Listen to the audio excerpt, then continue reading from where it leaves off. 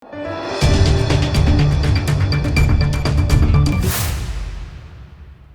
દર્શક મિત્રો, આપ જોઈ રહ્યા છો લોકમૈત્રી ન્યૂઝ. હું છું એન્કર અર્પિતા પટેલ. હવે છે અગત્યના સમાચાર. ધરમપુર તાલુકાના મોટા ડુંગળી ગામે આખા ગામની એક જ હોળી પ્રગટાવવાની પરંપરા સાથે ખેતરમાં સારો પાક ઉતરશે એવી આશા સાથે હોળી પર્વની ઉજવણી કરવામાં આવી. સમગ્ર ગામની એક જ હોળી ગામની મધ્યમાં વર્ષોથી આદિમ જૂથ સમાજ તથા પરિવાર કુટુંબના હસ્તે પ્રગટાવવાની વર્ષોથી પરંપરા વલસાડ જિલ્લાના ધરમપુર તાલુકાના મોટી ડુંગળી ગામમાં જાળવી રાખવામાં આવી છે. આખા ગામની એક હોળી માટે વાંસનો સ્તંભ ગ્રામજનો સાથે જઈ નવી નગરી ફળિયામાં પરંપરાગત સ્થળે પ્રસ્થાપિત કરી તેના ઉપર છાણા, રોટલી, સુપડું, ખજૂર, કેસુડો અને શામરના ફૂલ, હાડા તથા ધનુષ બાંધી તૈયાર કરવામાં આવે છે.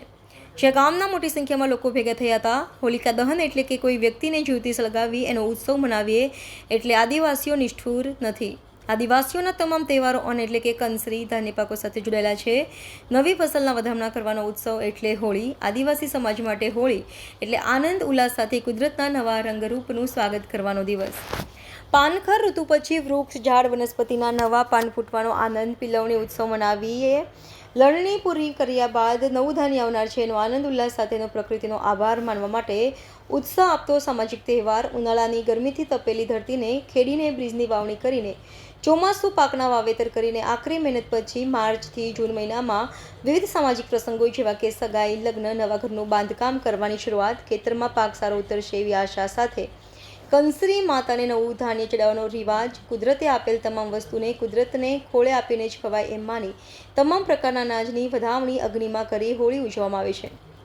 આદિવાસીઓ ક્યારેય કોઈના મૃત્યુનો કે પછી કોઈના હાર પરાજયનો ઉત્સવ નથી ઉજવતો. આદિવાસીઓ માટે હોળી એટલે પોતાના જીવન નિર્વાહ માટે પોતાના પરસેવાથી ઉત્પન્ન કરેલું નવું ધાન્ય. પાક મળ્યાની ખુશી વ્યક્ત કરવા, પ્રકૃતિનો આભાર માનવા, નવા ધાન્યો પાકોનો ઉપભોગ કરતા પહેલા કુદરતને ખોળે ધરીને ધરતીનો આભાર માનવાની રૂઢિ પરંપરાનો ફસલી ઉત્સવ એટલે Holi. Reporter Ashwin power, Lokmaitri news, Valsad. Lokmaitri news સાથે જોડાયેલા રહેવા અમારા યુટ્યુબ ચેનલને સબસ્ક્રાઇબ કરી ફેસબુક અને ઇન્સ્ટાગ્રામ પેજને લાઇક અને શેર કરો.